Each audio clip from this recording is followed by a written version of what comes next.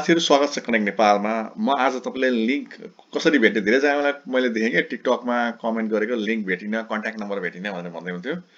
तपाईलाई कसरी भेट्ने लिंक र कन्ट्याक्ट नम्बर म देखाइन्छु ल। र मैले तपाईलाई एज युजुअल मैले पहिले भनेको थिएँ यसलाई सिधै ल्यापटप स्क्रिनमा जाउँ पहिला सुरु। साथीहरु यहाँ मैले पहिले पनि तपाईलाई भनिसकेको थिएँ department of enterprises tourism and employment है मा चाहिँ लेटेस्ट अपडेट आएको छ। यहाँ हेर्नुभयो भने इम्प्लोयमेन्ट पर्मिट स्ट्याटिस्टिक्स यो भनेको चाहिँ वर्क पर्मिट हो है त। इस्यु भएको 11 नोभेम्बरमा आजै 11 नोभेम्बरमा यो अपडेट भएको र आज कति हो नोभेम्बर 18 हो है त। यहाँ गएर तपाईले क्लिक गर्नु यो लिंक पनि छोडिदिन्छु ल, यो पनि छोड्छु तपाईलाई म। यहाँ गएर क्लिक गर्नु यो नेसनल इन्डेक्समा क्लिक गर्नुभयो भने नेपालको देख्नुहुन्छ 362 वटा देख्नुहुन्छ ल। यहाँ क्लिक गरेर हेर्नु होला हो के। यो लिंक छोड्छु। अब लिंक कहाँ हुन्छ? अब आज म तपाईलाई जब पनि देखाउँछु वेयर हाउस र जेनरल अपरेटर प्रोडक्सनमा देखाउँछु ल। म आज तपाईलाई जब्सहरु प्रोडक्सन अपरेटर जस्तै यहाँ हेर्नु भने यो प्रोडक्सन अपरेटरको देखाउँछु एउटा र अर्को चाहिँ एउटा वेयर हाउसको देखाउँछु ल। यो सबै लिंक कहाँ हुन्छ भने नि हेर्नुस् यो तपाईले टिकटकमा हेर्दै हुन्छ कि युट्युबमा। मेरो युट्युबमा जानुपर्छ। युट्युबको नाम पनि कनेक्ट नेपालै हो है के। त्यहाँ जानुभयो भने हेर्नु यसरी देख्नुहुन्छ तपाईले। यहाँ हेर्नु जस्तै कुनै पनि जस्तै यो भिडियो जुन तपाईले अहिले भिडियो हेर्दै हुनुहुन्छ नि टिकटकमा प्रत्येक जुन दिन यो आउँछ भिडियो त्यसको 7 बजे राति युट्युबमा आउँछ है कनेक्ट नेपाल भनेर। तपाईले सर्च गर्नुभयो भने यहाँ हेर्नु त क्लियरली लेख्दैछु मेरो WhatsApp नम्बर हेर्नु त। मैले यहाँ ब्लर गरिदिएको छु अलिकति लाइन किनभने नि यो कमेडी गाइडलाइन स्ट्राइक आउँछ युट्युबमा हेर्नु त।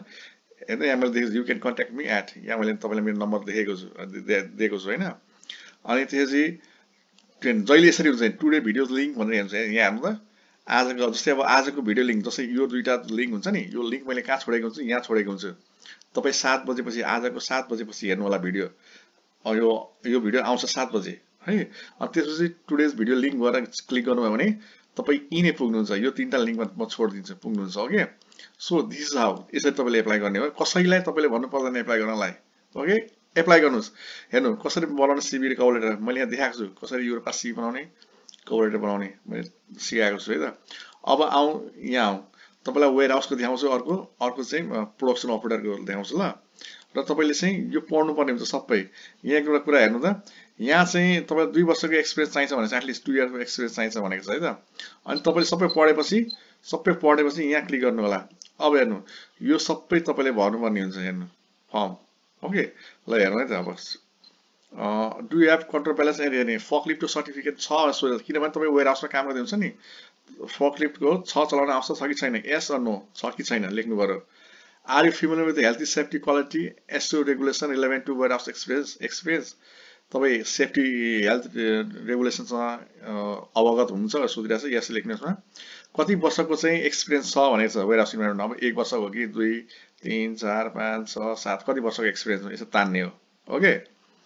अनि हाउ डु यु अप्रोप्रिएट अब तपाईले चाहिँ वेयर हाउसको काम स्टक पिकिङ र प्याकिङमा कसरी तपाईले हेर्नु तपाई कस्तो छ नोभिस हो कि नोभिस हो भने 1 अच्छा तान्ने हो। एटलिस्ट 5 भन्दा माथि राख्नु होला। यहाँ नोभिस लेखेको छ 1 भन्दा एक्सपर्ट भनेको 10 5 7 8 राख्नु होला है त। अनि हेर्नु do you have valid manual handling certificate छ कि छैन लेख्नु होला। अनि त्यसपछि तपाईले फर्म फिलअप गर्नु होला। नेपाल एनएपी नेपाल लेख्नु तपाईको नेपाल आउँछ। अनि तपाईले अपलोड गर्नु यहाँ सिभी अनि कभर लेटरलाई टाइप गर्नु अनि एडिसनल फाइल केही एक्सपिरियन्स लेटरहरु छ भने यहाँ लेख्नु होला। मेन मैले तपाईलाई आज देखाउन खोजेको जेनरल अपरेटर यो चाहिँ प्रोडक्सनमा हो हेर्नु हैन। यो तपाईले किचन प्रिपरेसनमा पनि हेल्प गर्नुपर्ने हुन्छ तपाईले पिकरमा पनि हेल्प गर्नुपर्ने हुन्छ अनि अक्सिलरी स्टाफमा पनि तपाईले हेल्प गर्नुपर्ने हुन्छ है त।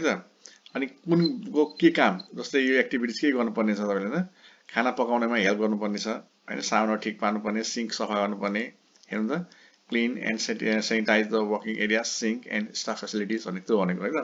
सब काम तपाईले गर्नुपर्ने हुन्छ हेर्नु त। यो तपाईले चाहिँ फर्म फिलअप गर्नुपर्ने हुन्छ नि हो हेर्नु त यो तपाईले फर्म फिलअप गर्नुपर्ने हुन्छ। अब विच डिपार्टमेन्ट आर इन्ट्रेस्टेड भनेको छ पिकिङ हो कि अक्सिलरी स्टाफ हो कि हटपट हो कि किचन प्रिपरेसन कुनमा हो तपाई हेर्नु त। अब यसको कामहरु के छ तपाई कुन यहाँ हेर्नु काम अनुसार हेर्नु पिकरमा गर्नुपर्ने काम टक टक टक टक टक सब देखेको छ।